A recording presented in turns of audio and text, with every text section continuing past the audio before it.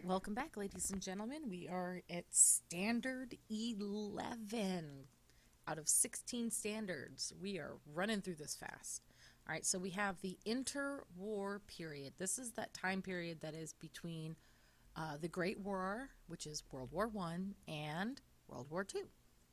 So, what is it you guys need to be able to do? You guys are going to be able to describe the League of Nations and the mandate system.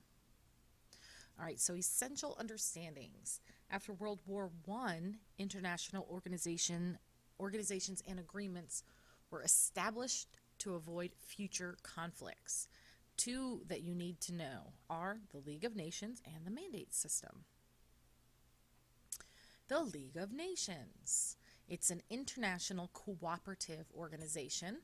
It was the United States President Woodrow Wilson's 14th point in his 14-point plan. Its purpose was to be an international peacekeeping association, and they wanted to prevent future wars from occurring. But in the end, the United States, we are going to reject the treaty and we are going to refuse to sign it. And it's part of that Treaty of Versailles. Many Americans objected to the treaty and did not want to be a part of the League of Nations. So, the failure of the League of Nations. Germany was not the only bitter country after World War I. We're going to also have Italy and Japan. They're going to be bitter as well. They had entered the war to gain territory, but they had ended up gaining less territory than they had wanted. But because the League of Nations lacked the support of the United States and later other world powers, the League of Nations was in no position to take action on these and other complaints. The failure of the League of Nations resulted because it did not have power to enforce its decisions, meaning that they did not have military backup. They could not do anything to stop other countries from, let's say, taking over other countries and other land, claiming them for themselves.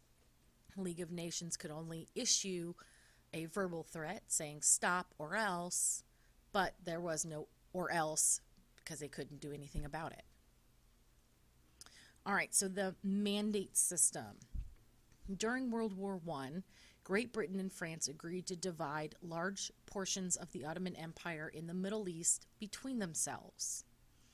After the war, the mandate system gave Great Britain and France control over the lands until after the end of World War II. So here is a map of the British and the French mandates. The British mandates are the areas of Transjordan, which is right here. We also have Iraq, which is right here. And then we have Palestine, which is this strip of land right here. British mandates are the ones in that yellow color. The French mandates include Syria and the smaller strip of land right here called Lebanon. And the French mandates are in the orange color. The League of Nations set up this system to manage the conquered territories of these defeated powers with the hope that they would eventually achieve independence as democracies.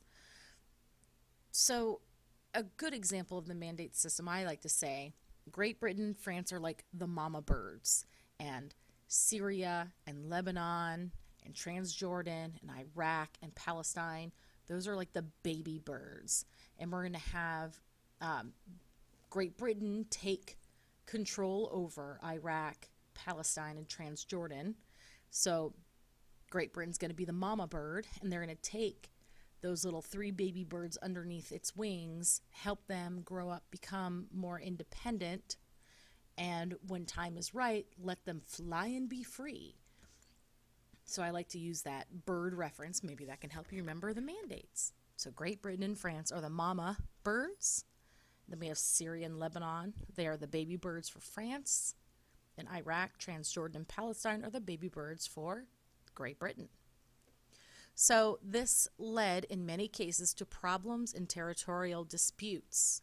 It's going to plant the seeds for future conflicts, which include problems in the Middle East, which were caused by the drawing of boundaries without consultation of the people that occupied the region. All right, so we're moving into Standard 11B. What is it you guys need to be able to do? You guys are going to be able to cite causes and assessing the impact of worldwide depression in the 1930s. Essential understandings. So a period of uneven prosperity in the decade following World War I, which is roughly the 1920s, was followed by worldwide depression in the 1930s. Depression weakened Western democracies, making it difficult for them to challenge the threat of totalitarianism. So a worldwide depression. So what is the Great Depression? It was a long business slump that took place after the stock market crashed on Tuesday, October 29th, 1929.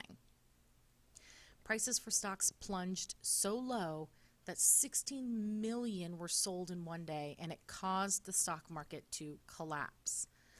Thousands of businesses folded, banks closed, farmers lost land, and unemployment is going to rise to about 25% of the population.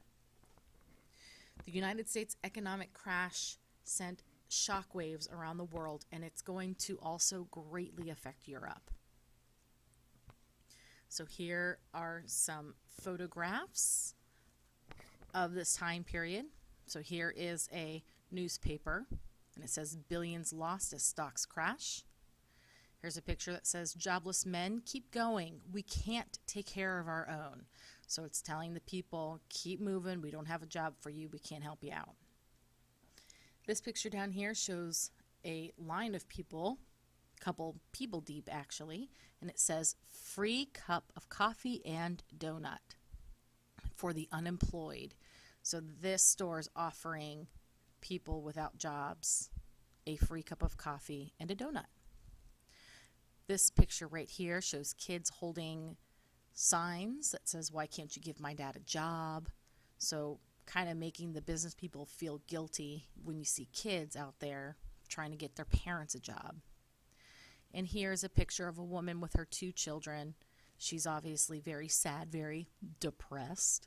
She can't feed her children. She can't give them a proper home, good enough food. Pretty sad. All right, so causes of the Great Depression. Here they are, 5 of them. We're going to have German war reparations from World War I.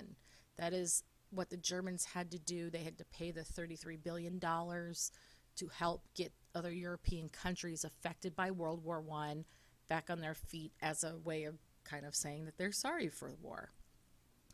The second is the expansion of production capacities and dominance of the United States in the global economy. The third are high protective tariffs, which are taxes. America is going to reduce foreign trade in order to protect the economy. So they're going to place a higher tax on foreign goods, trying to get more American goods made by the American people, by America. And fourth is the excessive expansion of credit. And the last is that stock market crash of 1929. Okay, so the impact of worldwide depression. There are 4 of them right here. It says, number 1, high unemployment in industrial countries. 2 are the bank failures and the collapse of credit. 3rd are collapse of prices in world trade. And the 4th one are the Nazi Party's growing importance in Germany. The Nazi Party's blame of European Jews for the economic collapse. And lastly, we have the long-term effects. The first one, it's the Nazis take control over Germany underneath Adolf Hitler.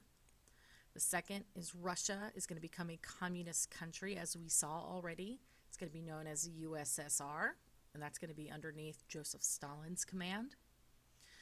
The third are that the fascists are going to come to power in Italy, and that's going to be somebody that we're going to talk about here. It's Benito Mussolini. And the fourth is that Japan, they're going to want to expand their territory into East Asia. and that's going to be underneath the direction of Hirohito and Tojo. And lastly, democracies are going to try social welfare programs. An example of this is President Franklin D. Roosevelt's The New Deal. It was a government reform program here in the United States. It's going to have large public work projects, which are going to provide jobs to many people. And the government is going to provide money to farms and businesses. All right, ladies and gentlemen, that concludes Flipped Class video number 44. We are going to get up here in totalitarianism in the next set of notes, and we are going to talk about these people that you see on this slide, Hitler and Stalin, and we're going to talk about Mussolini, Hirohito, and Tojo, all in this standard. All right, so if you have any questions, go ahead and ask them, and I will see you all on the flip side.